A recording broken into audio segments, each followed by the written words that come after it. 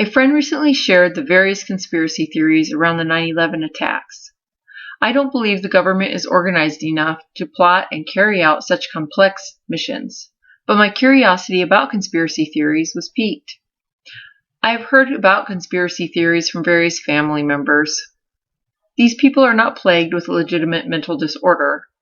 There are highly functioning, professional people who contribute to society with little delusion. So I had to ask, is there a conspiracy psychology? I believe that conspiracy psychology is a valid psychological category simply because it is a way of thinking that potentially drives behavior. Those who believe a conspiracy theory typically believe many conspiracy theories, so there is consistency. Roland Emhoff and Martin Bruder discuss a conspiracy mentality that is similar to a political ideology, linked to prejudicial views and sometimes rebellious attitudes towards certain groups. Originally, conspiracists and their theories were disregarded as simple-minded, irrational, and unimportant. They were considered unable to think clearly and critically. However, it takes much critical thinking to assess a given explanation and decide to reject it. The problem with most conspiracy theories is they don't include the critical thinking that was applied to the rejected explanation. Ken Drinkwater and his colleagues found that those who believe conspiracy theories also believe paranormal accounts, and they score low on reality tests. So why do these people think critically but disregard logic if it argues with their own theory? Consider the events that arouse conspiracy theories. They typically affect someone prominent on a national and international level. They occur without obvious warning to the general public. In the case of a natural disaster or assassination, a relatively calm environment is disrupted.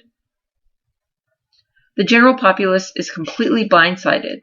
Out of fear and need for stabilization, they seek out explanations to ease the shock. It simply cannot be accepted that something happened by chance or without knowledge. For some reason, people find comfort if there is understood intention of a larger power, a bad guy, if you will, behind an impactful event, opposed to caused by pure chance. The other consideration with conspiracy theories is that some are actually true. Obviously, there is a lack of trust from many for those in power for this reason. Trust is a psychological state that involves socially defined expectations of another person, organization, or power who is depended upon and considered safe. In order to trust, one must believe that the trusted party is representative of oneself. With the massively diverse, media-based society comes a dissociation from leaders. Many minority or marginalized groups suspect their representatives simply because they cannot relate to them and have felt victimized in the past. It's also been presented that belief in conspiracy theories allows those targeted an avenue by which to stay stuck. This could explain the missing demand for validity in theories and lack of critical thought. In psychology, there are implicit and explicit thoughts. Implicit thoughts exist in our subconscious, yet often compel us. Explicit thoughts are those on the surface that can be discussed and controlled. Robert Brotherton and Christopher C. French found that there is an implicit expectation of intention linked to almost every event, even a sneeze, meaning we think there's intention behind a sneeze.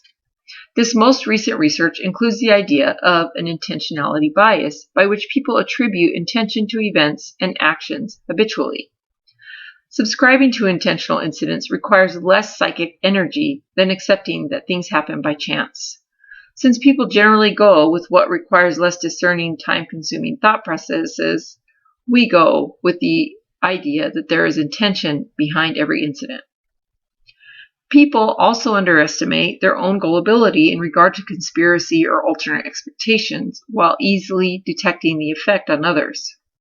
We are affected subconsciously by incoming information, usually from media and our social circles. We assess and respond to our world without full awareness of everything that drives us. We underestimate our attitude changes. Such a lack of personal insight is a factor in the perpetuation of conspiracy theories. So what is the big deal? If someone wants to invest in conspiracy theories, it's his business, right? The problem is that often these thoughts become negative behavior and even action. Columbine is one example of a negative result of a conspiracy theorist taking thoughts to the extreme. If there is a psychology of conspiracy thinking, then there is a possibility of correcting the process and subsequent behavior through understanding. Having an open society with